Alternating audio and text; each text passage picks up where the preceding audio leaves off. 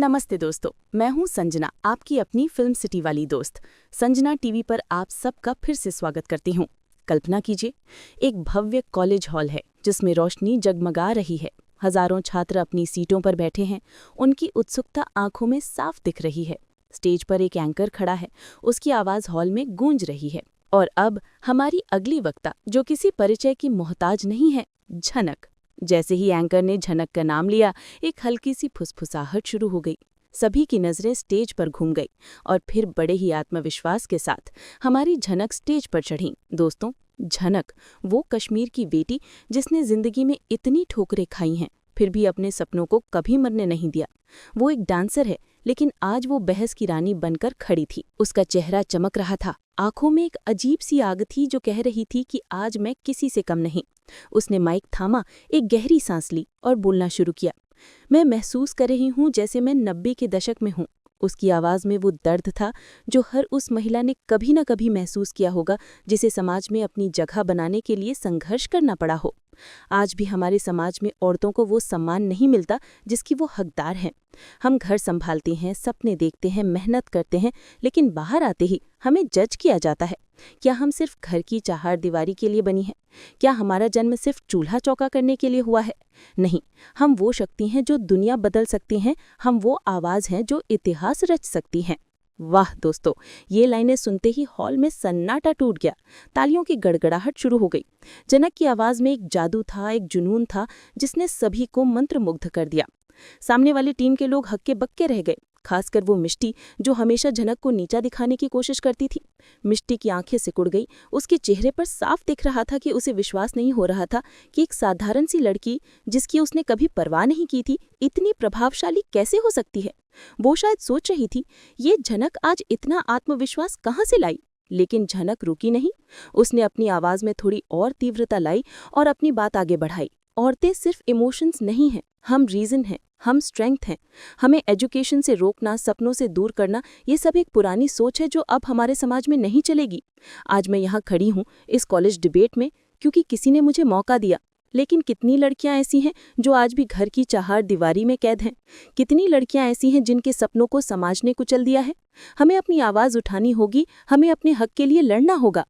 उसकी आवाज़ थोड़ी कांपी, लेकिन उसने खुद को संभाला। जजेस अपनी डायरियों में नोट्स ले रहे थे, छात्र उत्साह से तालियां बजा रहे थे और पीछे खड़े ऋषि का चेहरा गर्व से चमक रहा था। आह, ऋषि! दोस्तों, ये नया ट्विस्ट, झनक का दोस्त जो अब धीरे धीरे उसके दिल में अपनी जगह बना रहा है। ऋषि ही था जिसने झनक को इस डिबेट के लिए तैयार किया था। उसने रात रात भर उसके साथ रिहर्सल की, उसे चाय पिलाई, उसे मोटिवेट किया। ऋषि का दिल कुछ और ही कह रहा था। वो झनक को सिर्फ दोस्त नहीं मानता था। कल ही तो एपिसोड में दिखाया था कि कैसे ऋषि ने झनक को कॉलेज ड्रॉप किया था और जाते जाते कहा था, तुम जीतोगी क्योंकि तुम्हारी स्टोरी ही तुम्हारी ताकत है। और आज वो पीछे से झनक को देख रहा था, मुस्कुरा रहा था, लेकिन अंदर ही अंदर उन लड़कों से जल रहा था जो झनक की तारीफ कर रहे थे। मिष्टी का पलटवार और झनक का जवाब। अचानक डिबेट में एक और ट्विस्ट आया। मिष्टी खड़ी हो गई काउंटर अटैक करने के लिए।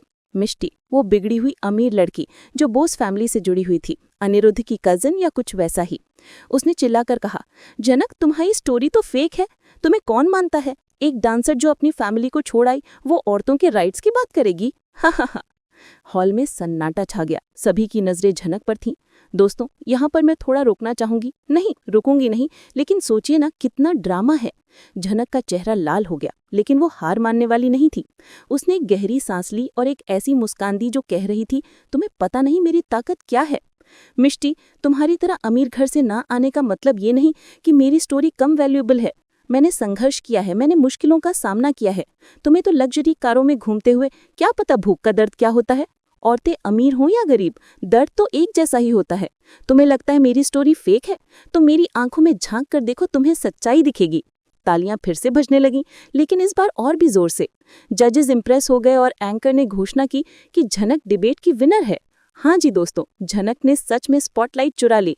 स्टेज पर फूलों की वर्षा हो रही थी, छात्र चिल्ला रहे थे और झनक का चेहरा खुशी से चमक रहा था। लेकिन खुशी के इस पल में भी झनक की आंखों में थोड़ी उदासी थी। वो अपनी माँ सृष्टि के बारे में सोच रही थी, जो कहीं दूर थी, बीमार थी। सृष्टि झनक की माँ जो बृजभूषण की पत्नी थी, लेकिन फैमिली ड्रामा की वजह से अलग हो गई थी। झनक को याद आता है कि कैसे बचपन में माँ ने उसे डांस सिखाया था, कश्मीर की बर्फीली नदियों के किनारे। उसने अपने आंसू पोंछे, लेकिन मुस्कुराती रही। जीत के बाद की कहानी, ऋषि, नीलू और अनिरुद्ध का साया।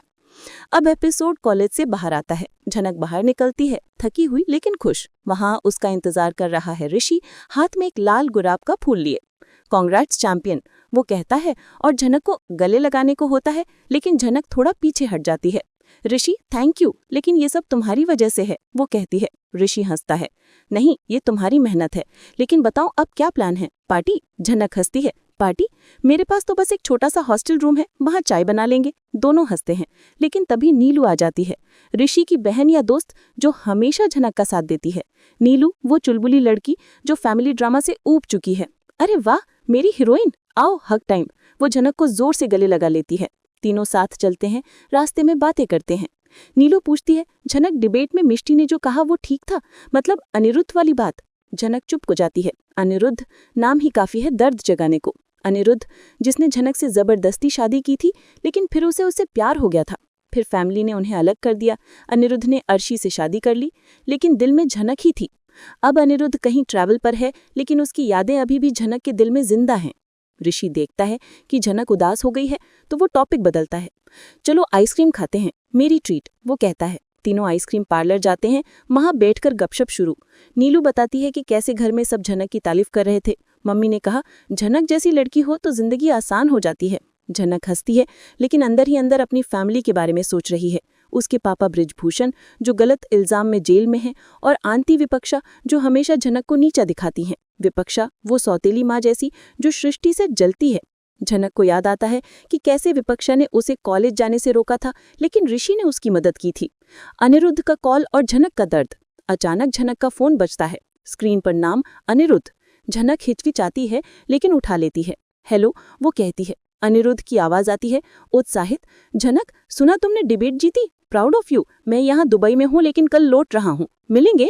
झनक का दिल धड़कता है। अनिरुद्ध का प्यार अभी भी बाकी है, लेकिन भरोसा टूट चुका है। क्यों मिलना है अनिरुद्ध? अब तो तुम्हारी जिंदगी में अर्शी है, वो कहती है। उसकी आवाज में कड़वाहट थी। अनिरुद्ध सिसकता है। झनक, तुम्हें पता है, अर्शी सिर्फ नाम की है, मेरा दिल तो तुम्हारे पास है, बस एक चांस दो। झनक फोन काट देती है, आंखें नम हो जाती हैं। ऋषि और नीलू उसे देख रहे हैं, चुप हैं। ऋषि पूछता है, कौन था?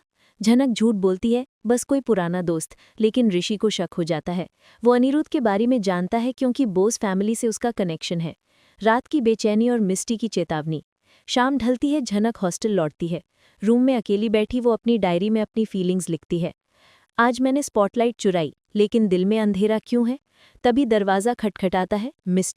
मिस्टी अंदर आती है एक मकली मुस्कान के साथ। कांग्रेट्स झनक, लेकिन याद रखना, ये कॉलेज है, असली दुनिया नहीं।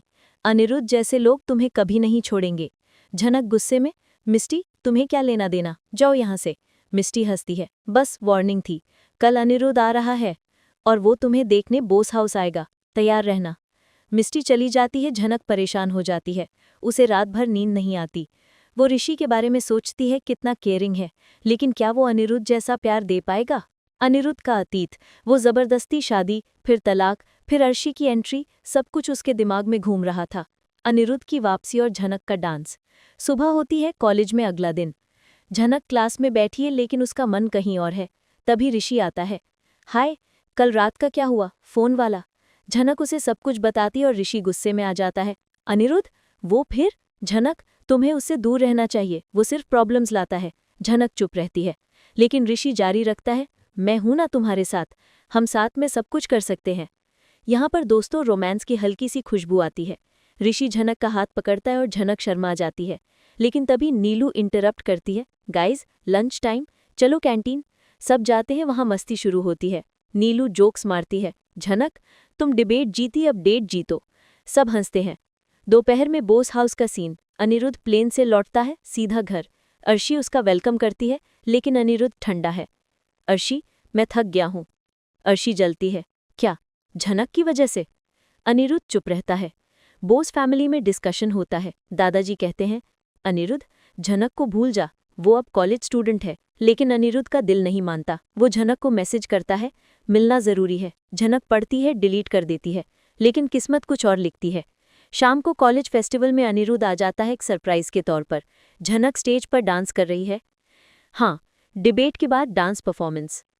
झनक का डांस, वो कश्मीरी स्टाइल, सबको मंत्रमुग्ध कर देता है। अनिरुद्ध पीछे से देखता है, उसकी आंखें नम हो जाती हैं। परफॉर्मेंस खत्म होती है, तालियों की गड़गड़ाहट होती है और अनिरुद्ध आगे आता है। झनक, वो पुकारता है। झनक पलटते हैं, चौंक जाती है। तुम यहाँ? अनिरुद्ध, हाँ, तुम्हें देखने। तुम्हारा डांस कमाल था। दोनों की आंखें मिलती हैं, पुरानी यादें ताज़ा हो जाती हैं। एक और ट्विस्ट, ऋषि की जलन और अनिरुद्ध का वादा। लेकिन ट्विस्ट, ऋषि ये सब देख लेता है। वो जल जाता है, लेकिन खुद को कंट्रोल करता है। नीलू उसे साइड में ले जाती है। भाई, क्या हुआ? ऋषि, कुछ नहीं, बस झनक खुश लग रही है। इधर अनिरुद्ध झनक से बात करता है। झनक, मुझे माफ कर दो, मैंने गलतियां की, लेकिन प्यार तो सच्चा था। झनक, प्यार? वो प्यार था या मजबूरी? तुमने अर्शी को चुना। बहस होती है, लेकिन बीच में मिस्टी आ जाती है। अरे वाह, रियूनियन। अनिरुद्ध, चलो घर। अनिरुद्ध जाता है, लेकिन वादा करता है कल मिलेंगे। झनक कंफ्यूज्ड है। रात हो जाती है, झनक हॉस्टल में है। फोन पर ऋषि कॉल करता है। झनक, सब ठीक? झनक रो लेती है, सब बता देती है। ऋषि उसे दिलासा देता है, मैं आ रहा हूँ। वो आता है, बाहर खड़ा। दोनों बात करते हैं। ऋषि कहता है, झनक, अनिरुद्ध पास्ट है, फ्यूचर मैं हूँ। झनक सोच में पड़ जाती है। एपिसोड खत्म होता है इस क्लिफ हैंगर पर। झनक क्या चुनेगी? मेरी राय और आपके लिए सवाल। तो दोस्तों, कैसा लगा ये एपिसोड? मैं संजना, आपकी अपनी फिल्म सिटी वाली दोस्त, संजना टीवी पर आपके लिए लाई थी ये एक्सक्लूसिव रिकैप। सच कहूं तो आज के एपिसोड ने मुझे अंदर तक छू लिया। झनक की हिम्मत, उसका जुनून और अपनी आवाज़ उठाने का उसका तरीका कमाल था। और अनिरुद्ध की वापसी, ये तो सच में एक बड़ा ट्विस्ट है। अब झनक के सामने एक मुश्किल फैसला है। क्या वो अपने अतीत के प्यार अनिरुद्ध को चुनेगी या अपने वर्तमान के दोस्त ऋषि के साथ एक नई शुरुआत करेगी? मुझे तो लगता है कि झनक को अब अपने दिल की सुननी चाहिए। उसने बहुत कुछ सहा है और अब उसे अपने खुशी के बारे में सोचना चाहिए। ऋषि ने हमेशा उसका साथ दिया है, उसे सपोर्ट किया है और उसे समझा है। अनिरुद्ध के साथ उसका रिश्ता थोड़ा कॉम्प्लिकेटेड रहा है और उसमें बहुत सारी चुनौतियां हैं। आपका क्या सोचना है? दोस्तों, मुझे कमेंट्स में ज़रूर बताएं कि आपको क्या लगता है कि झनक को किसे चुनना चाहिए, ऋषि को या अनिरुद्ध को। आपकी राय मेरे लिए बहुत मायने रखती है। और अगर आपको ये रिकैप पसंद आया हो तो इस वीडियो को लाइक करें, अपने दोस्तों के साथ शेयर करें और संजना टीवी को सब्सक्राइब करना ना भूलें। हम ऐसे ही आपके लिए फिल्म सिटी की अंदरूनी खबरें और आपके पसंदीदा शोज़ के धमाकेदार रिकैप लाते रहेंगे। अगले एपिसोड में फिर मिलते हैं। तब तक खुश रहो, हंसते रहो और हाँ, अपने सपनों को कभी मत छोड़ना। बाय।